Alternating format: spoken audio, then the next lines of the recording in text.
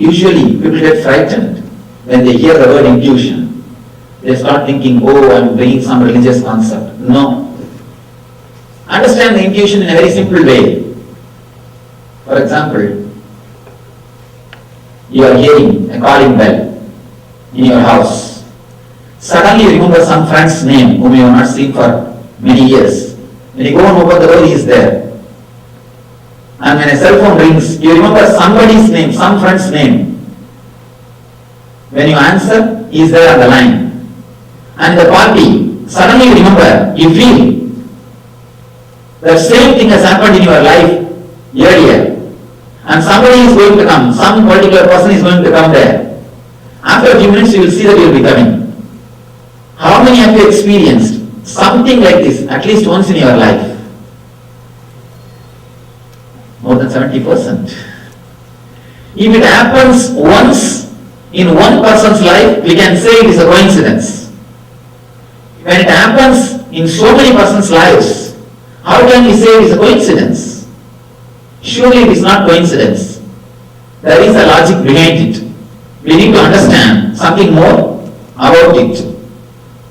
In the planet Earth, there can be nothing called coincidence. Everything is only cause and effect.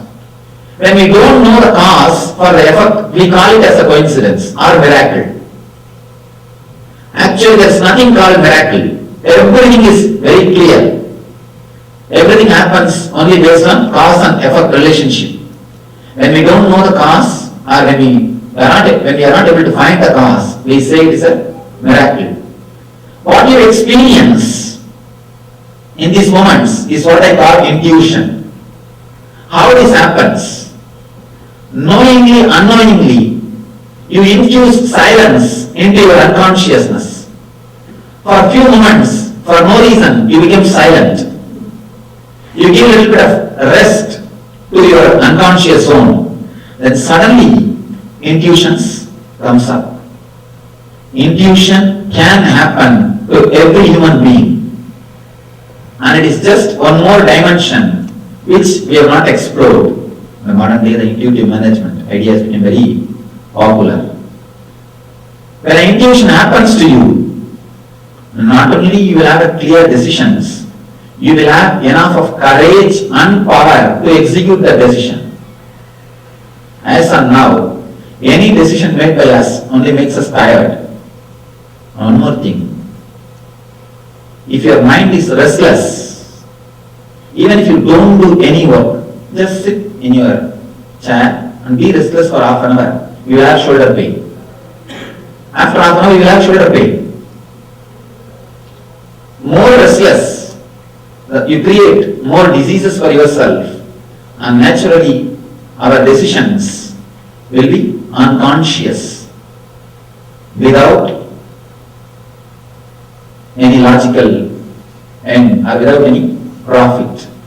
When you infuse silence into the unconscious zone, you go up to the level of intellect first. Means you become more logical, more peaceful, relaxed. If you infuse more silence into the unconscious zone, when all the engrams are erased or removed, naturally you start receiving intuition. You become more blissful, more active. I have seen some people, 24 hours they will work and then they will be alive, active, vibrant, because they work from intuition. They don't work from instinct. If you are working from instinct, 5-6 hours is enough. You will be tired. If you are working from intellect, maybe 10 hours. You will be tired. If you are working from intuition, 24 hours and something more, you will be alive and vibrant, because you don't waste your time unnecessarily in the unconscious engrams. Our time is not wasted. Our files don't have to go through so many tables. Unconscious engrams. When you go through every unconscious engram, the file is distorted a little bit, twisted a little bit. By the time the file takes a quantum leap and comes out, totally it is distorted file or distorted decision. which we don't even know why we are executing it, why we take the decision. These are the few concepts. Again, I'll just give the summary. Any information which you receive through eyes or any senses go to the DSP, digital signal processor, inside your being, and then the whole file gets converted into digital signal, goes to memory for initial processing of excluding. Then it goes to mind for identifying. Then the whole file takes a quantum leap through the unconscious engrams, and the ego decides what to do, and your body executes. Here the important thing, the more number of engrams in the unconscious zone, more you will be restless, and more you will work based on the instinct level, and naturally you will be ready for every emotion. And the moment you start infusing silence in the unconscious zone, you come up to the level of intellect. You cannot be exploited by greed and fear. No opponent can outsmart you. You will be equal. But the moment you come up to the level of intuition, by infusing more silence into your unconsciousness, not only you will be able to work 24 hours, you will be naturally outsmarting the opponent. Because everybody is working, playing with mind. They are working, they are living their life based on reactive mind. When you go to the level of intuition, you can just outsmart them because you know how the reactive mind works. And you can simply outsmart them. Infusing silence into your unconsciousness is what I call meditation. The more you infuse silence into your unconsciousness, the more you become intuitive, and simply you can outsmart your opponent. These are the few concepts I wanted to present. Now we can analyze this concept and internalize them through question answers. You are welcome to put any question. I'll try to respond. Yes.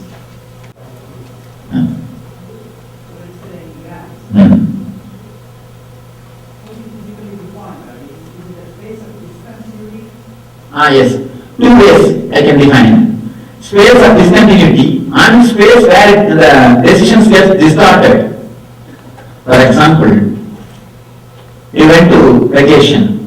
You have been to vacation, and then you had some bad experience.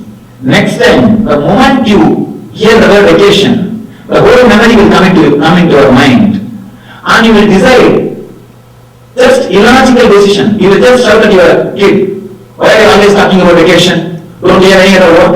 Go and do your job." For no reason. You can see in your life, just for no reason, you become angry. You just get mad at people.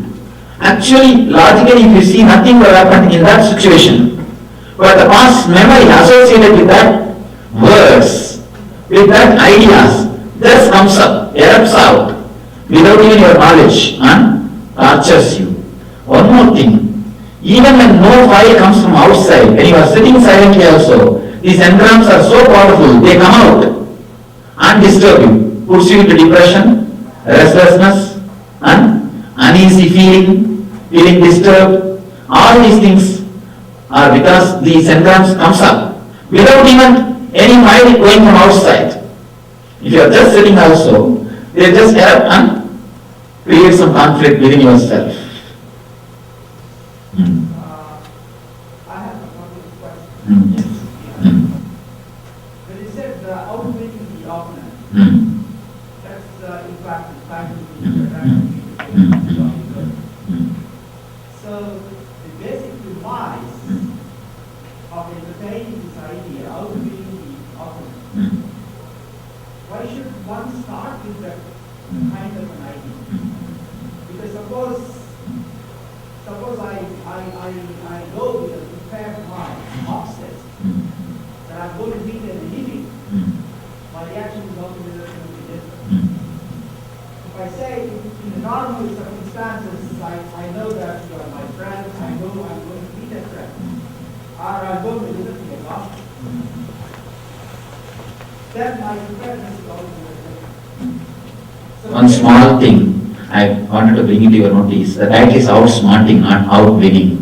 Outwinning is violent, outsmarting is very relaxed. yes, that's right. Outsmarting is no way violent. No, no, it's not. Mhm. I'm not going that way. So, when I say, And you are not even going with an idea to win him. Winning him is a different. Outsmarting is totally different. By outsmarting, you can help him. You will also be helped and you can help him with your conclusions and decisions. Outwinning means you will be putting him down and you will be winning the whole situation. But here, when I say outsmarting, win-win, not winning and losing, win-win situation.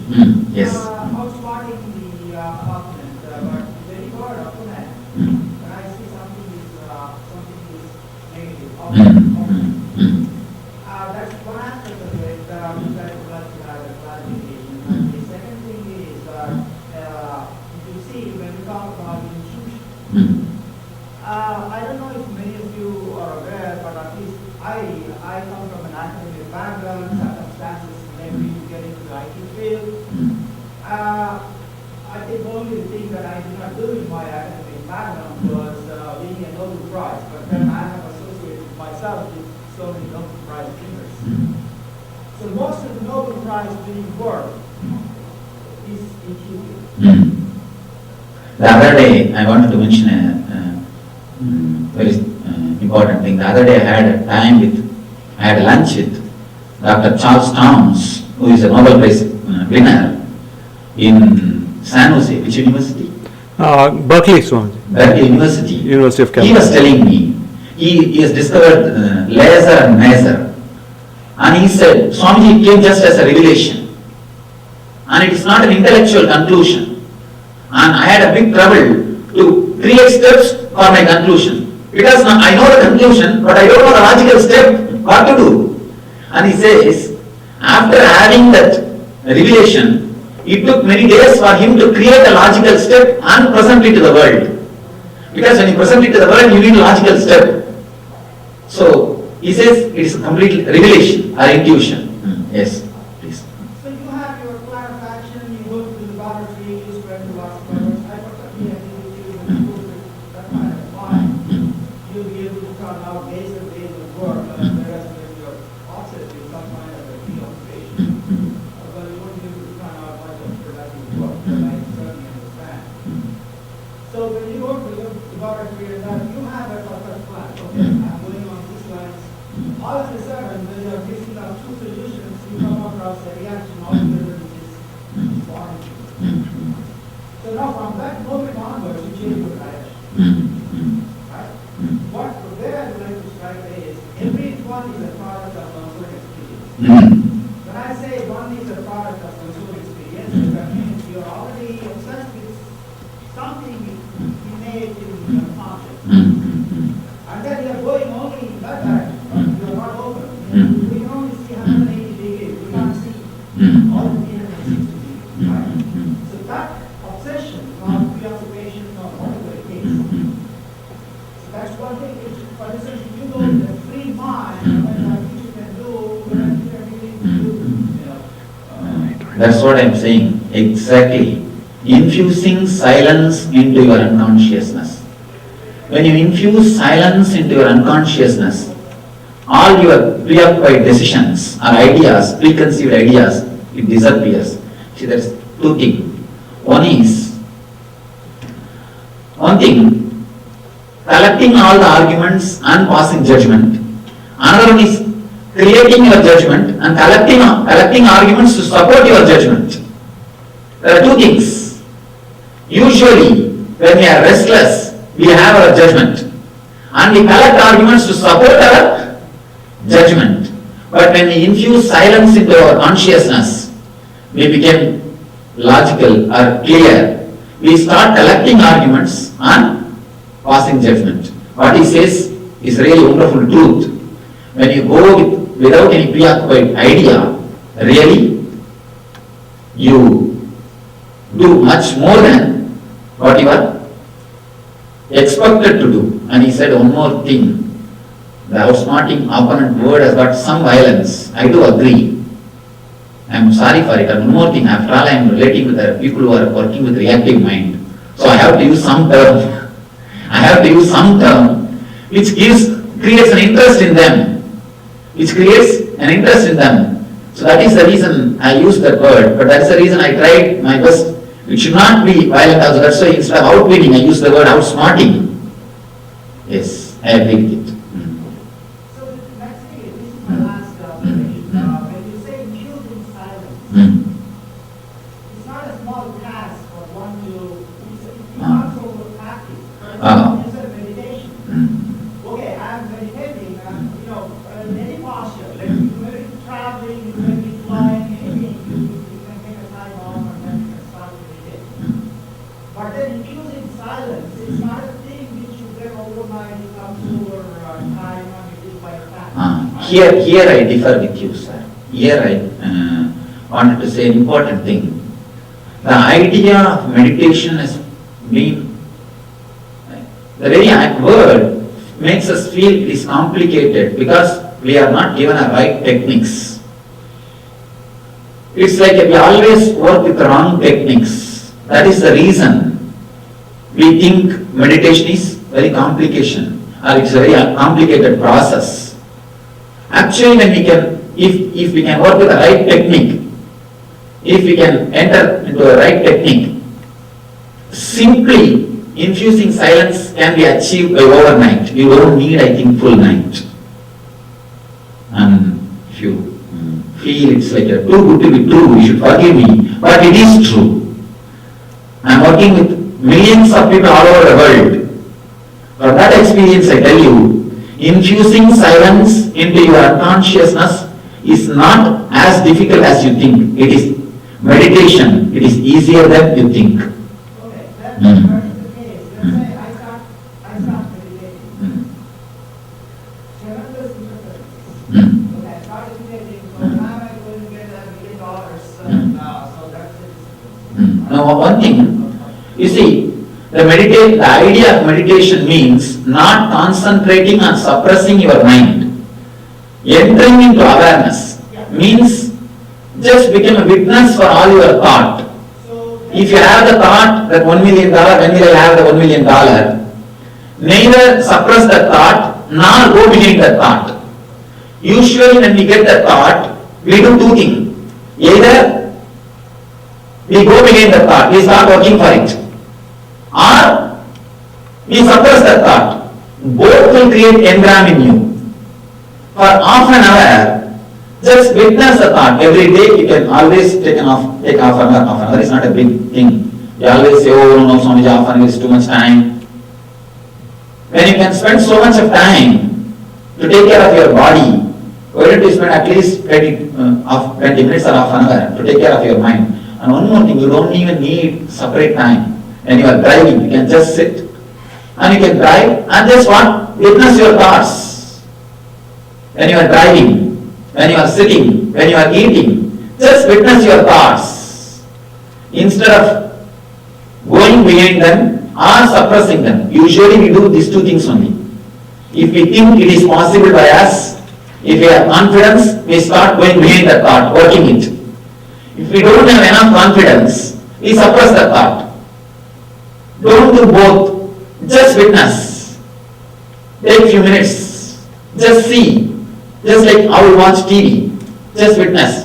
Allow the thoughts to move into your consciousness. You will see. You will be infusing silence into your being. Meditation does not mean concentration. When you have the idea meditation is concentration, only then you try to silence your mind. You think no thought should come. Meditation is not like concentration or suppressing your thoughts. It's like allowing your mind to settle down, infusing silence into your unconscious zone.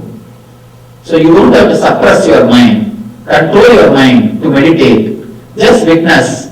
Automatically, what I say that silence will happen to your unconsciousness. It will be infused into your unconsciousness.